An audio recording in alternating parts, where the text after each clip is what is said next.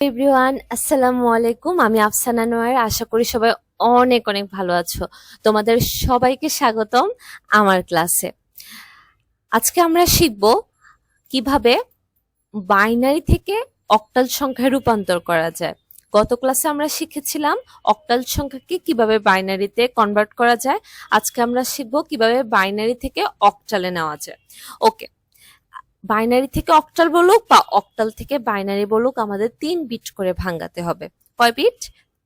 3টে বিট করে। আচ্ছা, আমরা এই যে এখানে একটা সংখ্যা দেওয়া আছে যেটাকে বলছে আমাদের বাইনারি থেকে অক্টাল নিতে। ওকে, আমরা ফার্স্টে একটা ট্রিক্স জানি। আগেরটাতে আমরা দেখেছি 1-এর ডবল কত? 2, 2-এর ডবল 4। ঠিক আছে, 1-এর ডবল 2, 2-এর ডবল 4, 3 বিট, এজন্য 3টা সংখ্যা লিখছি।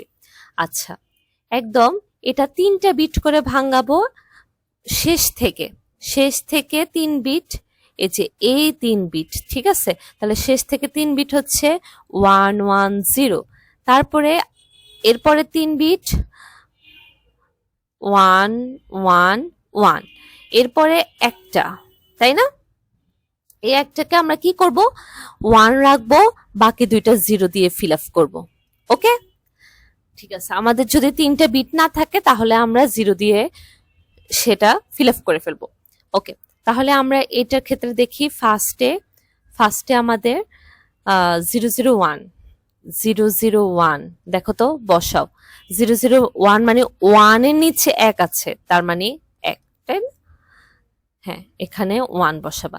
তারপরে 3টা 1, 4-এর নিচে 2, এই 3টা 1 মানে 4 2 1, যোগ করলে কত হয়? 4 4 আর 2 6 আর 1 7, তাহলে 7।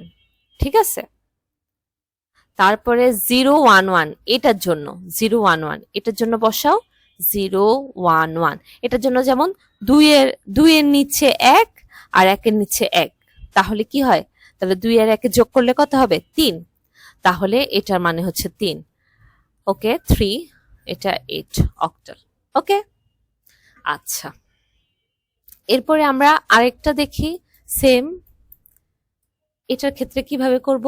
আগে আমরা জানি ট্রিক্সটা লিখে ফেলি। 1-এর ডবল 2-এর ডবল 4। ওকে, এবার আমরা আগের নিয়মে করে ফেলি। একদম শেষ থেকে 3 বিট করে আমরা ভাঙাবো। কত বিট? 3টা বিট। তাহলে 1 0 0। তারপরে 3টা বিট 1 0 0। তারপরে হচ্ছে 1, ঠিক আছে। 1, বাকিটা 0 দিয়ে ফিল আপ করে ফেলবো। আগের মতোই 3টা বিট ভাঙাইতে হবে যে, এর জন্য। তাহলে 001 001 মানে কত? 1।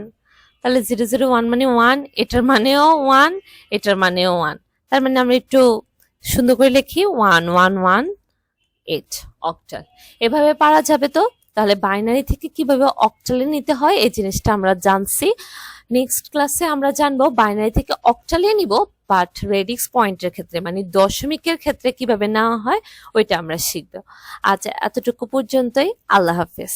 সবাই সুস্থ থাকো, ভালো থাকো।